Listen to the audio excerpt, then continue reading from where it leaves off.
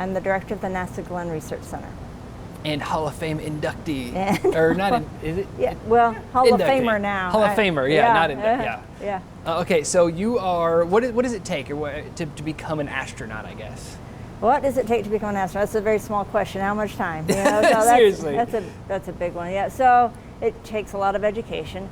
And the minimums that you can read online on what it takes to be an astronaut is like a Bachelor of Science in an engineering or science field or technology of some sort, or a medical doctor.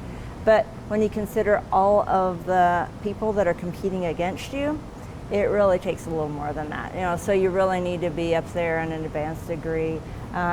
What else do you need to be? You need to be adventurous, right? So people who really like a lot of, not extreme, not like crazy extreme stuff, but camping, hiking, outdoorsy kind of things. Because essentially when you go to space, you're camping. You're camping in microgravity, right? You're floating and camping. But that's kind of cool, yeah.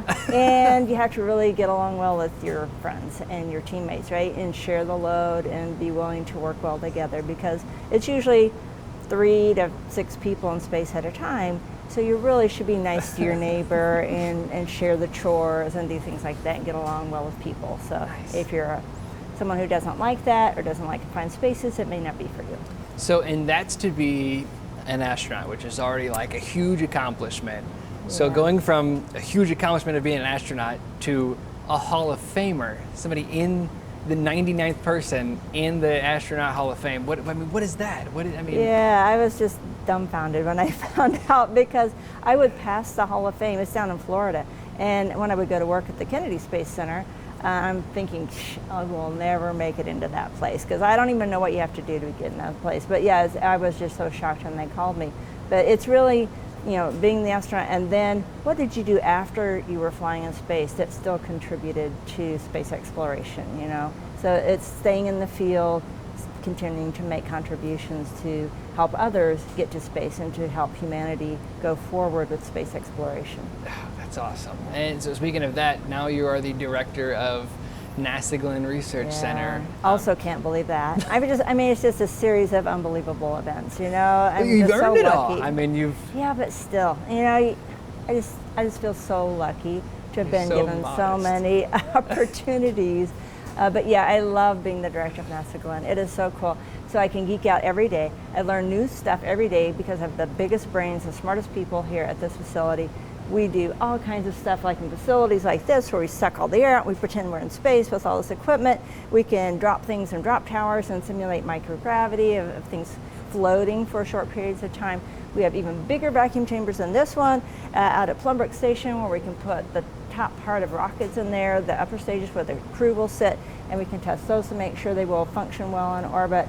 And then the materials and the communication systems and the propulsion systems and the energy storage systems, all that stuff that go on behind the scenes, all those things that make space flight possible so that humans can survive out in this environment, which really isn't too friendly to humans. We can make it possible to live out there, which is really cool. Nice.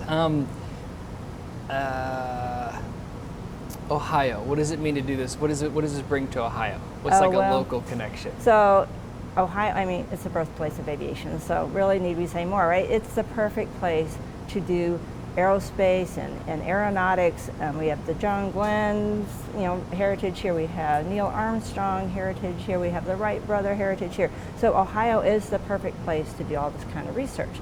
We're in fact having the first John Glenn Symposium this summer in Cleveland. So we're going to bring all the other big brains from around the country. We're all going to convene here. It's going to be huge. It's going to be like the smartest convention in the world, I think, here this summer. And we're going to talk about all these new technologies and what's next in space exploration. What is next in space exploration? Yeah, can I ask you that? Is so cool. Top secret NASA stuff? No, Can you it's give us not some secret secrets? at all. No, our administrator did, and we were given direction by the new administration that we will put a person. The next people on the moon will be American, and we'll have the first woman on the moon at our next landing. So we're going to do that by 2024. That's our direction. So that is so cool, and it's a little ahead of our planned schedule. So we're going to be putting ourselves into accelerated mode, but all this testing is going to make that possible. And Glenn Research Center has the first element of the Gateway platform, which is essentially a small version of a of a space station that will be in lunar orbit. And from there, we can go down to the surface of the moon, back and forth, with new lunar landers. So that's what's next. And then, of course, all that sets us up to go to Mars after that. So, like the International Space Station that circles Right. Earth, Right. you guys are creating and testing something that's going to go around the moon? Yeah, exactly. Put in orbit around the moon. We will have the first element with the engine that we're testing in here, right? And we will put that in orbit around the moon. It's kind of a weird orbit. It's not a circular orbit. It's like a real elliptical orbit, but it gives us a lot of solar power, energy, and communications capability that way. And then from that orbit, we can send people down to the surface of the moon. We can build, places down there. We could stay for long periods of time. We could put power systems on the surface that we could live on, even on the dark side when, it's 14 days of light and 14 days of dark. You can't use solar power in the 14 days of dark. So we have to figure it all out and make sure that we can keep people alive and healthy and fed and they can breathe and they can do spacewalks on the surface of the moon. So that's so what's cool. Exciting, and that's what we're all hyped about. Nice. Anything you want to add? I don't think so. All right. I mean, I don't. Do you have any questions? I think we're good. All right. Thank you so much. You're welcome.